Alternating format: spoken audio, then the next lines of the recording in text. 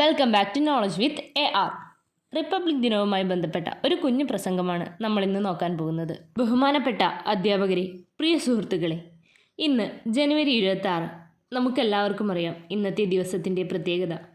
നമ്മുടെ രാജ്യം 77ാം റിപ്പബ്ലിക് ദിനം ആചരിക്കുമ്പോൾ ഏറെ അഭിമാനത്തോടെയാണ് ഞാൻ നിങ്ങളുടെ മുൻപിൽ നിൽക്കുന്നത്.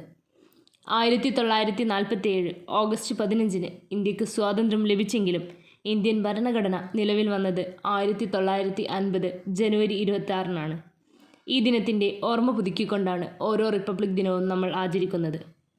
വർഷങ്ങളോളം നീണ്ടുനിന്ന ബ്രിട്ടീഷ് ഭരണത്തിൽ നിന്നും നമ്മുടെ രാജ്യം സ്വാതന്ത്ര്യം നേടിയെങ്കിലും ഭരണഘടന നിലവിൽ വന്നതോടെയാണ് സ്വാതന്ത്ര്യം അർത്ഥവത്തായത്.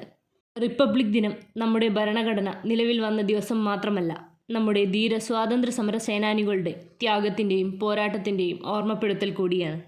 ഡോക്ടർ BR അംബേദ്കറുടെ നേതൃത്വത്തിൽ നീതി, സമത്വം, സാഹോദര്യം, സ്വാതന്ത്ര്യം എന്നീ മൂല്യങ്ങൾ അടിസ്ഥാനമാക്കി തയ്യാറാക്കിയ ഭരണഘടന ഇന്ത്യയിലെ ഓരോ പൗരനും ഈ രാജ്യത്ത് അന്തസ്സോടെ ജീവിക്കാനുള്ള അടിത്തറ പാകി. ഈ സുദിനത്തിൽ നമ്മുടെ ധീരദാർശനികരുടെ മുന്നിൽ നമുക്ക് ആദരവ് അർപ്പിക്കാം. ഓരോ സ്വാതന്ത്ര്യ ദിനവും റിപ്പബ്ലിക് ദിനവും ഒരു ഓർമ്മപ്പെടുത്തൽ കൂടിയാണ്. നാളത്തെ ഇന്ത്യയെ നയിക്കേണ്ടത് ഞാനും നിങ്ങളും അടങ്ങുന്ന പുതുതലമുറയാണെന്ന്. നമ്മുടെ പൂർവികർ നേടിത്തന്ന സ്വാതന്ത്ര്യം കാത്തുസൂക്ഷിക്കേണ്ടത് നമ്മുടെ കർത്തവ്യമാണ്. അതുകൊണ്ട് തന്നെ നമ്മുടെ രാജ്യത്തിൻ്റെ ഭരണഘടന സംരക്ഷിച്ചു കൊള്ളാമെന്നും നമുക്ക് ലഭിച്ചിട്ടുള്ള അവകാശങ്ങൾ ആസ്വദിക്കുന്നതോടൊപ്പം ആത്മാർത്ഥതയോടെയും അർപ്പണബോധത്തോടെയും കൂടി നമ്മുടെ കടമകളും ഉത്തരവാദിത്തങ്ങളും നിറവേറ്റുമെന്നും നമുക്ക് പ്രതിജ്ഞ ചെയ്യാം.